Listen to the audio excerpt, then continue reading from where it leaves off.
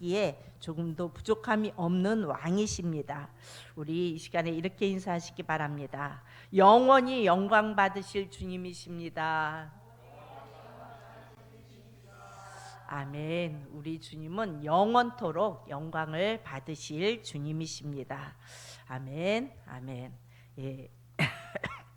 보통 신앙인들은, 우리 믿음의 사람들은 생각하기를 하나님은 누구 편인 것 같아요? 내 편, 우리 편. 그렇죠? 우리는 믿음 생활하면서 하나님은 내 편일 거야, 우리 편일 거야, 이렇게 생각하면서 우리의 상황 속에서 내가 원하는 방향대로 우리 하나님이 이끌어 가실 거라고 그렇게 생각합니다. 아멘.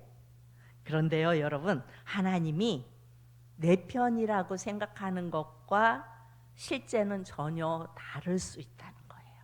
우리의 삶 속에서 우리는 하나님은 내 편이십니다, 나의 삶을 인도하시고 내가 원하는 것을 그대로 이끌어 가시고 그런 하나님이십니다, 이렇게 생각을 하는데, 때로는 하나님이 내가 생각하는, 내 편이라고 생각하는 것과 전혀 다르게 반응할 때가 있다는 거예요.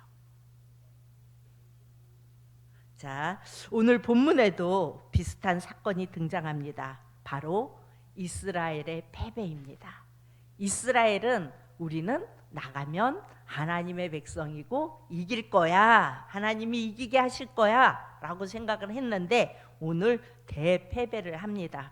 오늘 4장 1절에 보면요, 이렇게 말씀하세요. 그 무렵에 사무엘의 말이 온 이스라엘에게 전파되니라. 이스라엘은 나가서 블레셋 사람들과 싸우려고 에베네셀 곁에 진치고 블레셋 사람들은 아벡에 진쳤더니, 블레셋 사람들이 이스라엘에 대하여 전열을 벌이니라. 그 둘이 싸우다가 이스라엘이 블레셋 사람들 앞에서 패하여 그들에게 전쟁에서 죽임을 당한 군사가 4,000명 가량이라.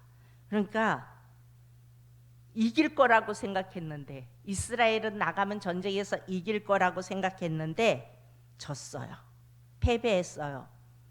온 이스라엘이, 이때가 4장 1절이 온 이스라엘이 사무엘의 귀를 기울여 듣기 시작한 때예요. 그러니까 이때부터 사무엘 선지자의 그 말씀을 듣기 시작한 때예요. 그러나 또 동시에 여전히 실로의 제사장이었던 홈리와 비느하스가 탐욕과 성적 타락이 그치지 않는 그때였어요. 바로 그 무렵에 블레셋 사람들이 이스라엘을 치려고 전열을 갖추고 쳐들어옵니다. 그리고 치열한 전쟁 끝에 블레셋이 승리함으로 이스라엘 사람들은 무려 4,000명쯤이나 죽습니다.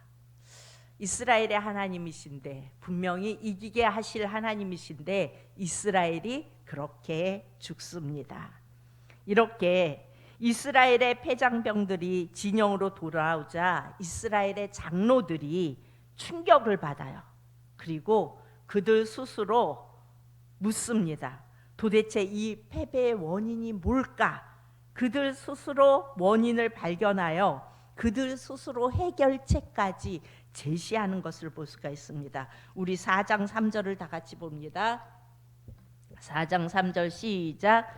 백성이 진영으로 돌아오매 이스라엘 장로들이 이르되 여호와께서 어찌하여 우리에게 오늘 블레셋 사람들 앞에 패하게 하셨는고, 여호와의 언약궤를 실로에서 우리에게로 가져다가 우리 중에 있게 하여 그것으로 우리를 우리 원수들의 손에서 구원하게 하자 하니. 그러니까 이들이 지금 주님께서 오늘 우리가 블레셋 사람에게 지도록 하신 까닭이 무엇일까, 이것을 고민하다가 장로들이 실로에 가서 주님의 언약궤를 우리에게로 모셔다가 우리 한가운데 있게 하여 우리를 원수의 손에서 구하여 주시도록 하자. 그러니까 하나님이 블레셋에게 지게 하신 이유가 무엇일까? 그들의 진단은요, 주님의 임재를 상징하는 이 언약궤가 없었기 때문이라고 생각을 한 거예요. 언약궤를 그래서 우리 한가운데 있게 하자. 언약궤는 야훼 하나님, 그러니까 하나님의 임재를 나타내는 것입니다. 이들이 이런 생각을 한 것은 이스라엘의 역사에서 언약궤를 앞세웠을 때 전쟁에서 이긴 기록이 있었기 때문에 이들이 이렇게 생각합니다. 여러분, 여호수아서에서 여리고를 공격할 때에 제사장이 앞장서고, 그렇죠, 그 뒤에 언약궤가 따라가죠. 그 언약궤를 메고 뭘 한 게 아니에요. 그냥 13번 성을 돌았을 뿐인데 손 하나 건드리지 않고 손 하나 치지 않았는데 여리고 성이 함락되었어요.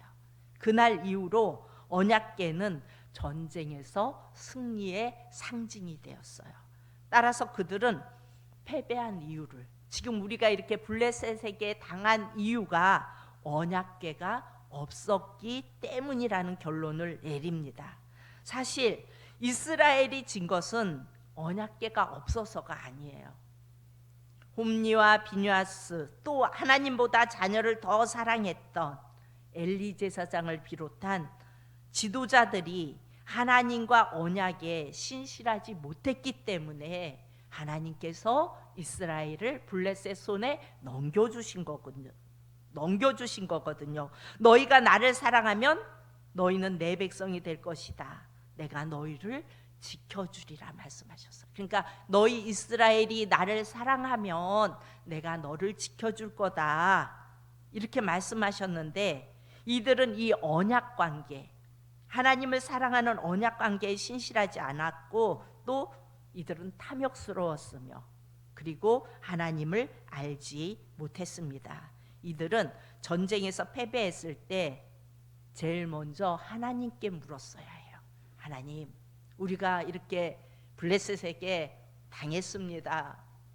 뭐가 문제일까요? 라고 하나님께 물었어야 했습니다. 하나님, 우리가 왜 패배했는지, 우리 안에 어떠한 죄가 있는지 깨닫게 해주십시오. 하나님께 물을 수 없다면 적어도 사무엘을 찾아가서 물었어야 합니다. 그러나 이 모든 과정을 다 생략하고 언약궤를 마치 부적처럼 우리 안에 언약궤를 가져다가 우리 가운데 있게 하고, 우리를 이 언약궤가 원수의 손에서 구하여 주시도록 하자, 마치 언약궤를 부적처럼 그렇게 쓰려고 했다는 거예요. 여러분, 뭐 꼭 그렇다고 말할 수는 없겠지만, 이렇게 운전하는 분들 보면 차에 이렇게 십자가 매달고 다니죠. 왜 매달고 다녀요? 그래도 이 십자가를 달고 다니면 뭔가 안전할 것 같아서 매달고 다니나요? 엄밀히 뭐 그럴 수도 있어요. 그런데 엄밀히 말하면 이거는 믿음이 아니라 미신이에요. 그 십자가가 아무 능력이 없어요. 그런데 십자가를 매달고 다니기도 하고, 또 집에 십자가를 걸어놓고 그 십자가를 바라보며 그 십자가 앞에서 기도하고, 천주교가 많이 그렇게 하죠.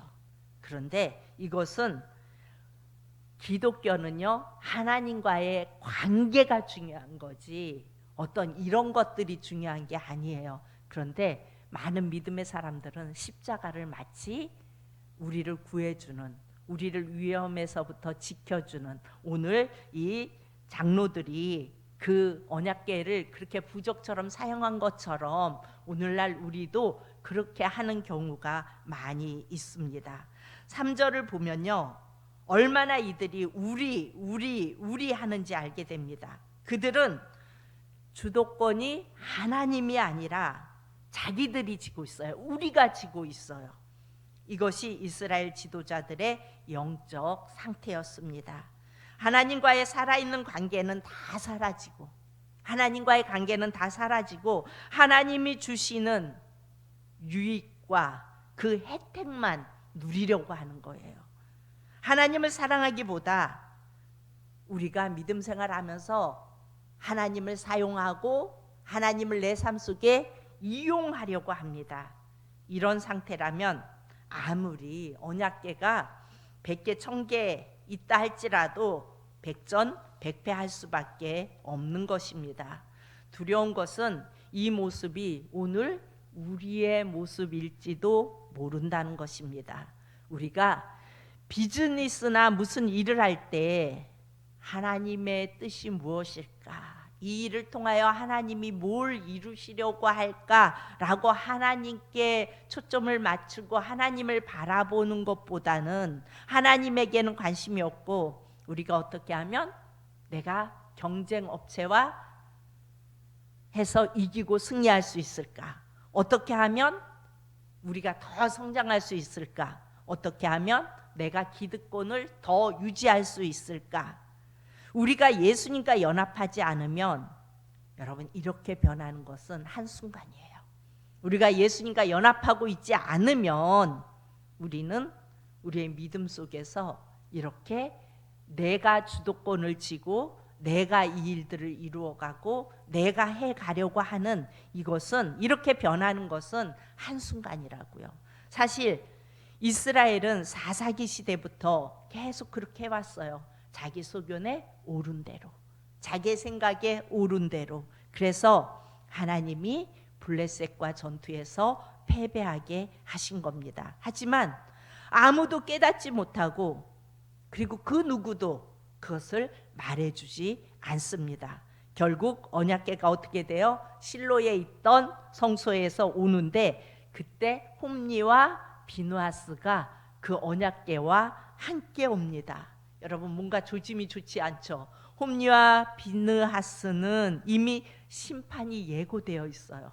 그렇죠? 그들은 하나님의 제사를 드리는데 가장 좋은 제물로 드려지는 좋은 고기는 먼저 다 챙겨 먹고 이런 자기의 그런 죄악 속에 살아가는 이런 자들이었어요. 그런데 지금 그 홈니와 비느하스가 언약궤를 모시고 지금 함께 왔다는 거예요. 사람들은 어떻게 해요?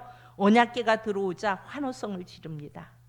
그리고 이 환호성을 질렀다는 것은 이들이 지도자들의 결정이 그야말로 대중적인 지지를 받았다는 거예요. 와, 드디어 언약궤가 왔다. 이 언약궤가 왔으면 우리는 전쟁에서 이길 수 있어. 그러니까 장로들이 결정한 그것들을 모든 백성들도 지지했다는 거예요. 아, 이제 언약궤가 왔으니까 우리는 이길 수 있어. 그래서 사람들이 기뻐하는 소리가 블레셋 진영까지 오늘 말씀에 보면 들렸다고 말씀합니다. 그들이 언약궤가 왔다는 소문을 듣고 블레셋에서 두려워합니다. 그러니까 블레셋 사람들도 알고 있었어요. 아, 언약궤는 전쟁의 신이고 전쟁 그거 언약궤를 가지고 나가면 전쟁에서 이긴다. 그 소문을 듣고 있었기 때문에 두려워합니다.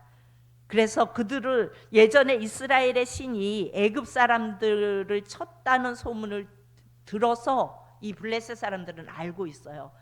애굽 사람들이 따라올 때에 하나님의 법궤를 가지고 홍해를 건너가죠. 홍해를 건너가고 그 왔던 그 사람들 뒤따라오던 애굽 군대들이 다 물에 수장되고 다 죽임을 당했다는 그 소문을 블레셋도 들어서 알고 있었어요. 그래서 이들의 마음에 두려움이 왔어요. 아, 어떡하지? 그 언약궤가 오면 우리가 질 수도 있을 텐데.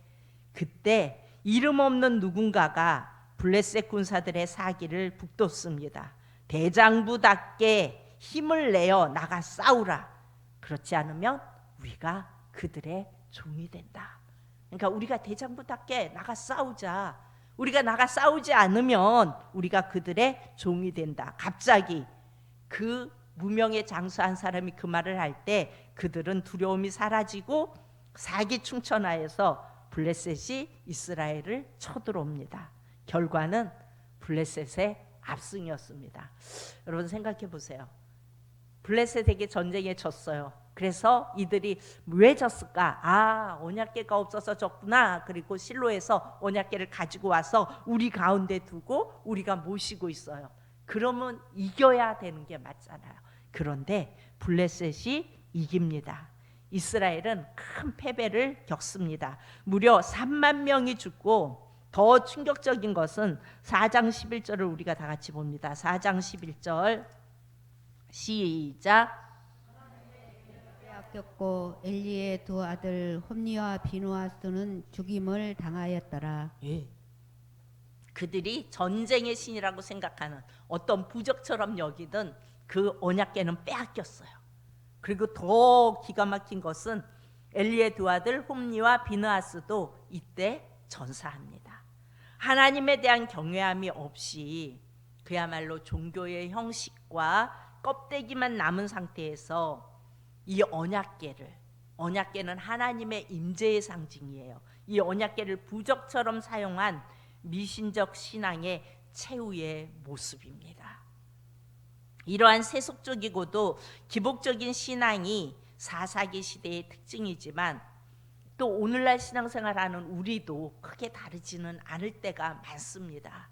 하나님과의 나와의 관계, 하나님과의 사랑, 하나님과의 그 관계 속에서 살아가는 것보다는 마치 그냥 신앙 안에 있으면, 내가 주의를 잘 지키면, 내가 이렇게 헌금을 많이 하면 하나님이 지켜줄 거야 라는 이런 미신적 신앙의 모습으로 신앙생활 하는 경우도 우리에게 있다는 것입니다.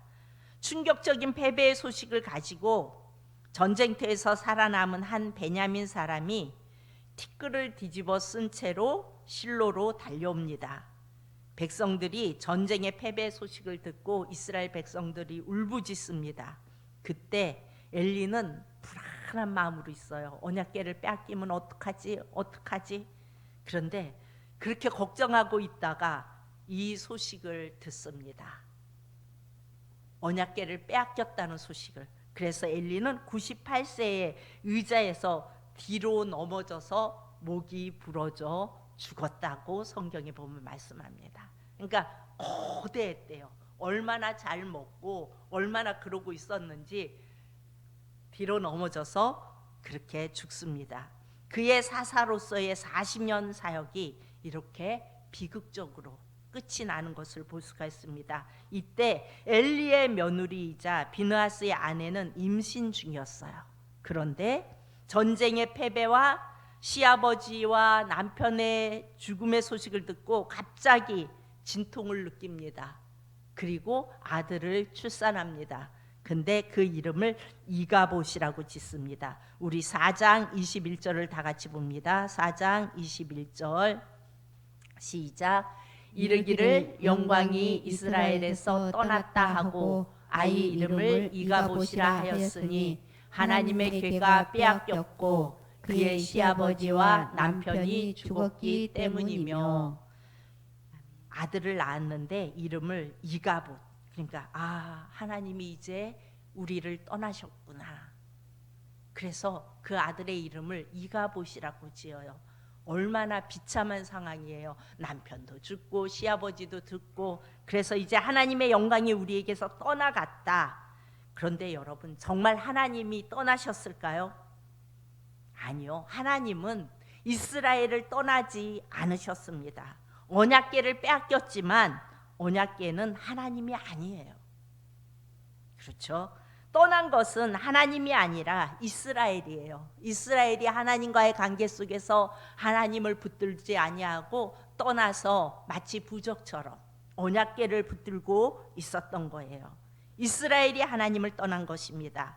여러분, 신약에 떠난 것은 탕자이지, 그렇죠? 탕자가 아버지를 떠나잖아요. 아버지가 떠난 게 아니에요. 아버지는 항상 그 자리에 있었고 아버지는 그 탕자가 다시 돌아오기를 간절히 기다리고 매일 그곳에서 있었다고요.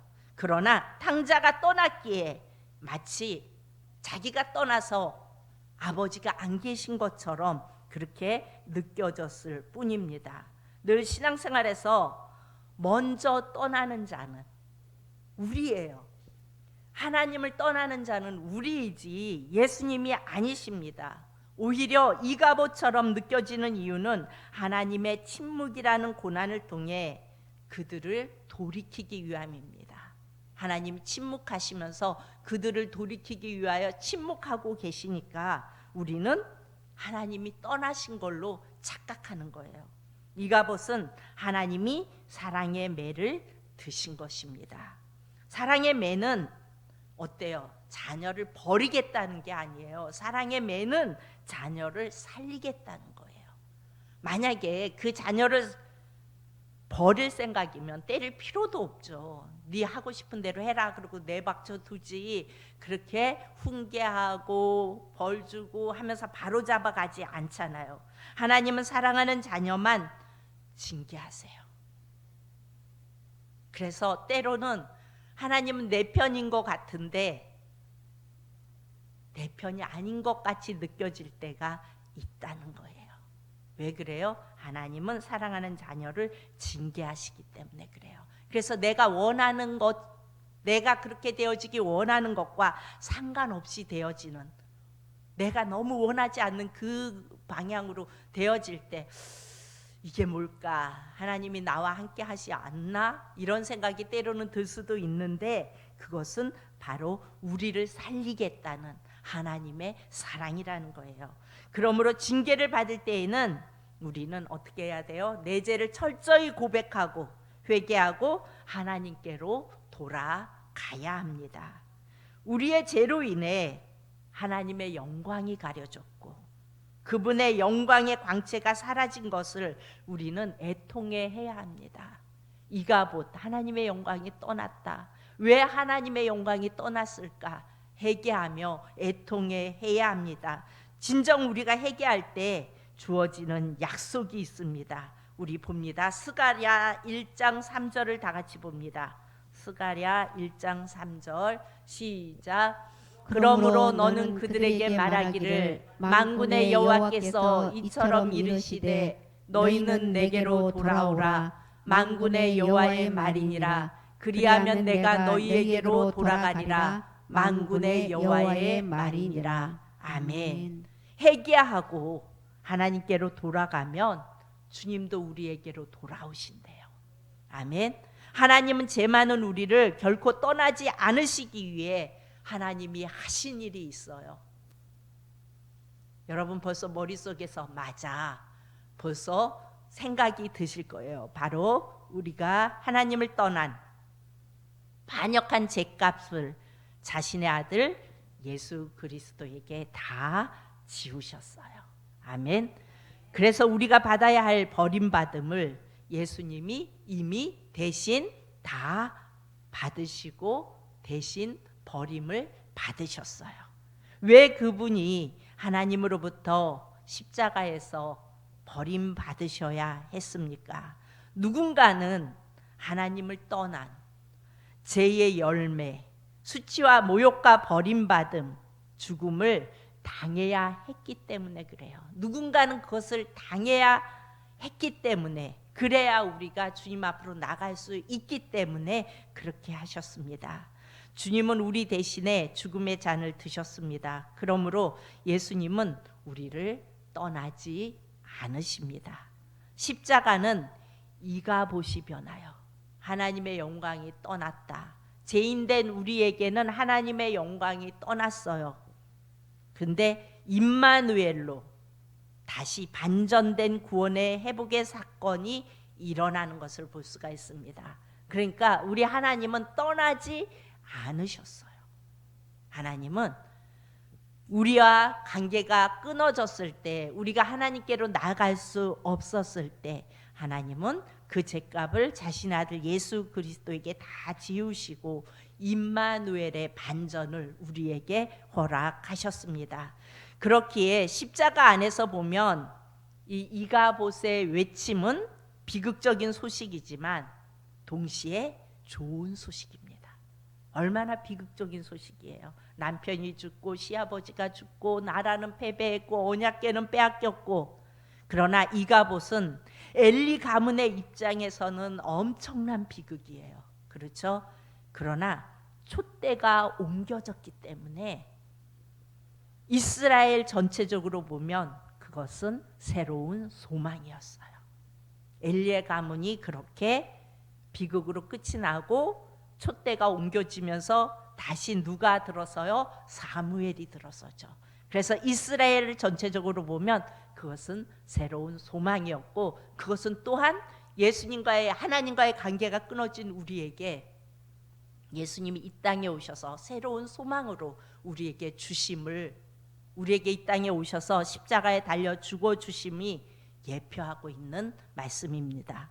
타락한 제사장들이 물러나고 사무엘이라는 하나님의 정결한 자가 세워짐으로써 이스라엘의 영적인 갱신이 일어날 것이기 때문입니다. 그러므로 이가봇은 나쁜 소식 속에 담긴 기쁜 소식이에요.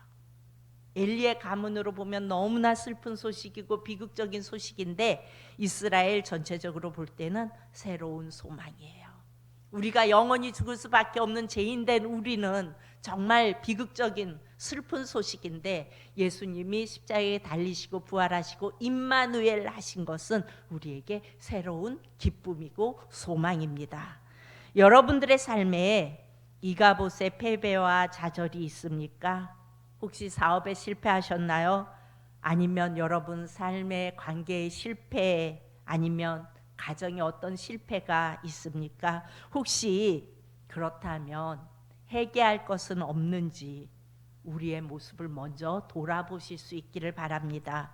우리의 유익을 위해 나는 하나님을 이용하려 하지는 않았는지, 십자가와 신앙을 마치 부적처럼 그렇게 사용하려고 한 것은 아닌지, 우리는 늘 우리의 신앙을 점검해 봐야 할 필요가 있습니다.